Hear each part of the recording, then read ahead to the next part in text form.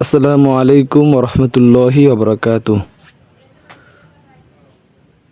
আজকে আমরা ক্লাস করব চার আলিফ মদ কিভাবে টেনে উচ্চারণ সহকারে পড়তে হয়। চার আলিফ মদ 5 প্রকার, যথা মদ্দে লাজিম হরফি মুখাফফাফ, মদ্দে লাজিম হরফি মুসাক্কাল, মদ্দে লাজিম কালমি মুখাফফাফ, মদ্দে লাজিম কালমি মুসাক্কাল, মদ্দে মুত্তাসিল। এই 5 প্রকার। 1 নম্বরে মদ্দে লাজিম হরফি মুখাফফাফ, দ্বিতীয় নম্বরে মদ্দে লাজিম হরফি মুসাক্কাল, তৃতীয় নম্বরে মদ্দে লাজিম কালমি মুখাফফাফ, চতুর্থ নম্বরে মদ্দে লাজিম কালমি মুসাক্কাল, পঞ্চম নম্বরে মদ্দে মুত্তাসিল। মদ্দে লাজিম হরফি মুখাফফাফ এর উদাহরণ: যত হরফের উপর মোটা চিহ্ন বামে তাসদিদ না থাকলে মদ্দে লাজিম হরফি মুখাফফাফ হরফের নাম 4 আলিফ টেনে পড়তে হয়। যেমন নুন,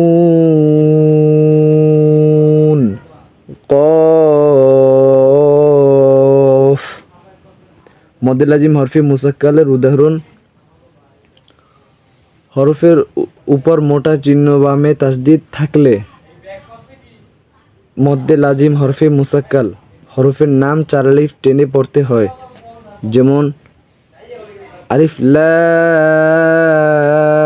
মিম তসিম মিম।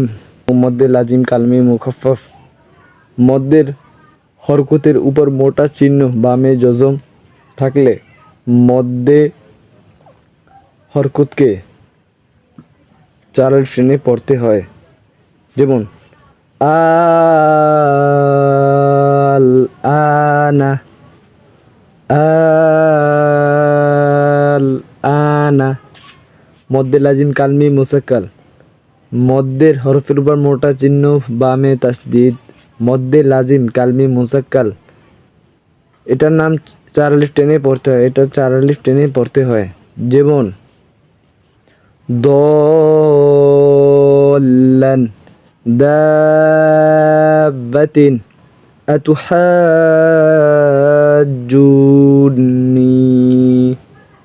মদ্দে মুত্তাসিলের উদাহরণ: মদ্দের হরফের উপর মোটা চিহ্ন বামে হামজা মদ্দে মুত্তাসিল।